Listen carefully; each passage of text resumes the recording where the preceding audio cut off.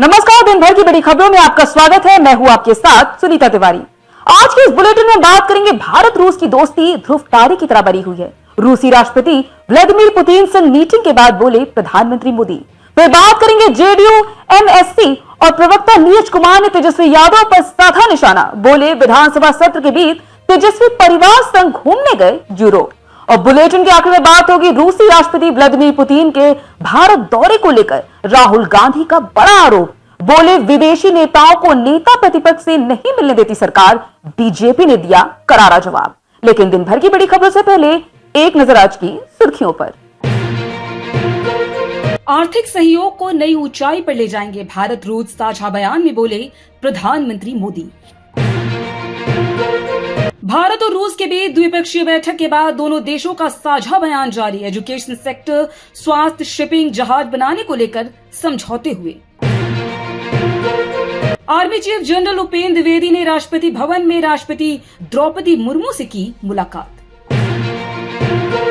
बिहार की 18वीं विधानसभा का 5 दिन का सत्र अनिश्चित काल के लिए स्थगित।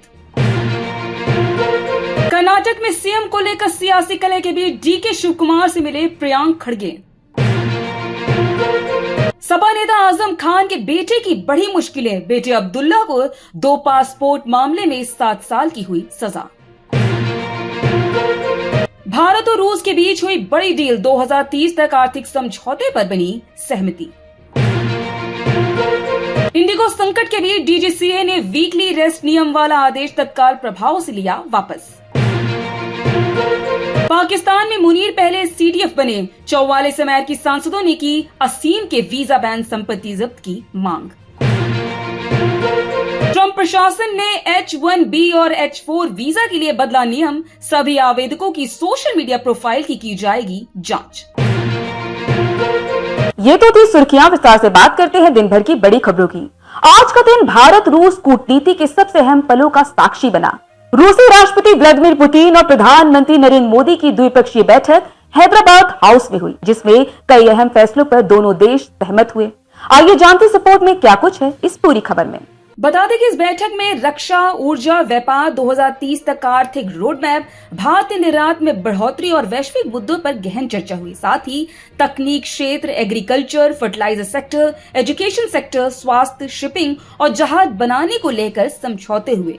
बता दें कि इससे पहले पुतिन को राष्ट्रपति भवन में भव्य सेरेमोनियल वेलकम दिया गया, जिसमें 21 तोपों की सलामी और तीनों सेनाओं की ओर से गार्ड ऑफ ऑनर शामिल था।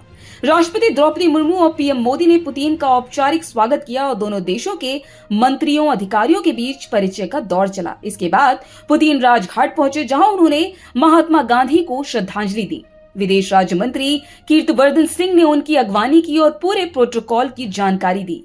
पुतिन ने रूसी झंडे के रंग वाले चक्र को समाधि पर चढ़ाया और गुलाब की पंखुड़ियां अर्पित की। हैदराबाद हाउस में प्रारंभिक बयान में पीएम मोदी ने कहा कि यूक्रेन संकट की शुरुआत से भारत और रूस लगातार संपर्क में है और भारत शांति के पक्ष में है। उन्होंने कहा भारत न्यूट्रल नहीं है, भारत शांति के साथ है। वहीं पुतिन ने भी भारत की भूमिका की सराहना करते हुए कहा कि रूस यूक्रेन के शांतिपूर्ण समाधान पर काम कर रहा है और अमेरिका भी इस प्रक्रिया में शामिल है। उन्होंने कहा कि भारत रूस संबंध भरोसे पर आधारित है और दुनिया तभी आगे बढ़ेगी जब देश शांति के रास्ते पर चले। दिल्ली इस समय पुतिन के स्वागत में सजी हुई है और पूरे दिन कूटनीतिक गतिविधियां तेज रही।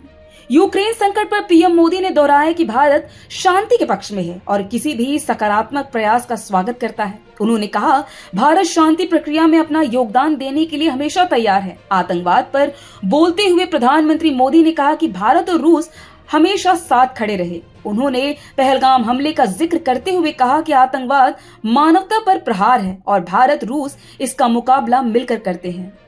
प्रेस ब्रीफिंग के अंत में पीएम मोदी ने कहा आने वाले समय में भारत रूस मित्रता ग्लोबल चुनौतियों का सामना करने की शक्ति देगी और यह साझेदारी नई ऊंचाइयों पर जरूर पहुंचेगी। विधानसभा के शीतकालीन सत्र का आज शुक्रवार 5वां दिन और अंतिम दिन है। पहले दिन तेजस्वी यादव विधानसभा अध्यक्ष के चुनाव पर शामिल हुए, लेकिन इसके बाद वे अन्य सत्र में मौजूद ही नहीं रहे। चर्चा हो रही है कि तेजस्वी यादव यूरोप चले गए हैं। इस पर एनडीए के नेता लगातार उनकी गैर हाजिरी पर सवाल उठा रहे हैं। अब शुक्रवार यानी आज 5 दिसंबर 2025 को जेडीयू एमएससी और प्रवक्ता नीरज कुमार ने इस पर अपनी प्रतिक्रिया दी है। आइए जानते हैं क्या कहा नीरज कुमार ने तेजस्वी यादव के विधानसभा से गायब होने को लेकर। बता दें कि जेडीयू प्रवक्ता नीरज कुमार ने कहा कि विधानसभा के शीतकालीन सत्र की शुरुआत हुई और नेता प्रतिपक्ष तेजस्वी यादव गायब हैं। विपक्ष ट्यूर हो गया है। जानकारी मिल रही है कि वह परिवार के साथ यूरोप गए हैं, जबकि उनके पिता बीमार हैं। नीरज कुमार ने कहा, ऐसी चर्चा है कि हिस्ट्री शीटर रमीज भी उनके साथ गया हुआ है। मेरा सवाल है, जब रमीज गया है तो क्या अदालत से आपने अनुमति ली है? जेडीयू नेता ने बड़ी मांग करते हुए कहा कि अगर लिया है तो उसकी कॉपी सोशल मीडिया पर शेयर करिए। बता दें कि मीडिया से बातचीत में आगे नीरज कुमार ने कहा कि हमने जानकारी ली है कि रमीज हिस्ट्री शीटर है, उस पर 11 मामले दर्ज हैं। कहा जाता है कि संगत से गुड़ होते हैं और संगत से गुड़ जात। तेजस्वी यादव के शीतकालीन सत्र से गायब रहने पर बीजेपी और लोजपा रामविलास के नेता भी सवाल उठा चुके हैं। अब नीरज कुमार ने तेजस्वी यादव के साथ साथ उनके सहयोगी रमीज के साथ यूरोप जाने पर सवाल उठाया है। बता दें कि लालू यादव की बेटी रोहिणी आचार्य ने कुछ दिन पहले जब राबड़ी आवाज छोड़ा था तो उस वक्त उन्होंने रमीज का नाम लिया था। इससे पहले तक रमीज का नाम बहुत कम लोगों ने ही सुना था।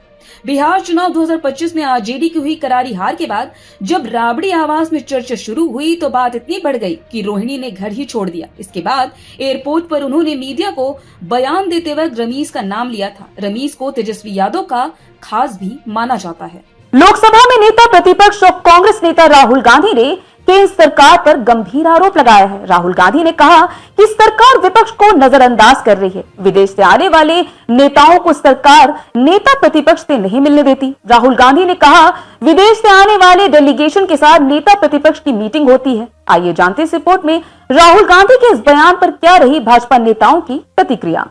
बता दें कि कांग्रेस नेता राहुल गांधी ने कहा कि भारत का प्रतिनिधित्व सिर्फ सरकार नहीं विपक्ष भी करता है, फिर भी सरकार नहीं चाहती कि विपक्ष बाहर के लोगों से मिले। नेता विपक्ष का बाहर से आए डेलीगेट से मिलना एक परंपरा है। राहुल गांधी ने अटल बिहारी वाजपेयी और मनमोहन सिंह के कार्यकाल का जिक्र करते हुए कहा कि पूर्व सरकारों में विदेशी मेहमानों को नेता प्रतिपक्ष से मिलने दिया जाता था, लेकिन अब ऐसा नहीं हो रहा है।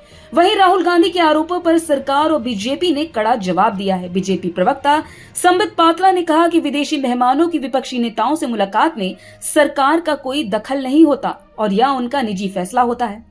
पात्रा ने बताया कि नेता विपक्ष बनने के बाद राहुल गांधी से कई विदेशी नेता मिल चुके हैं, जिनमें शेख हसीना 10 जून 2024, मलेशिया के पीएम अनवर इब्राहिम 21 अगस्त 2024, न्यूजीलैंड से पीएम क्रिस्टोफर लक्सन 18 मार्च 2025 और मॉरिशस के पीएम नवीन चंद्र राम गुलाम 16 दिसंबर 2025 शामिल हैं।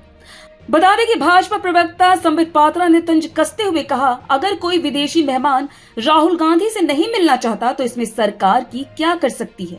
राहुल गांधी के इस बयान पर भाजपा सांसद कंगना रनावत ने कहा कि ये सरकार के फैसले होते हैं। अटल जी देशभक्त थे, पूरे देश को उन पर गर्व था, लेकिन देश के लिए राहुल गांधी की भावनाएं काफी शक के लायक हैं। इंटरनेशनल साजिशें हैं, देश में दंगे करवाने की बात हुई या टुकड़े टुकड़े की साजिशें, यह थोड़ा शंका से भरा है। लेकिन अगर राहुल गांधी अपनी तुलना अटल जी से कर रहे हैं तो मेरा उनके लिए बस एक सुझाव रहेगा कि भाजपा में शामिल हो जाइए।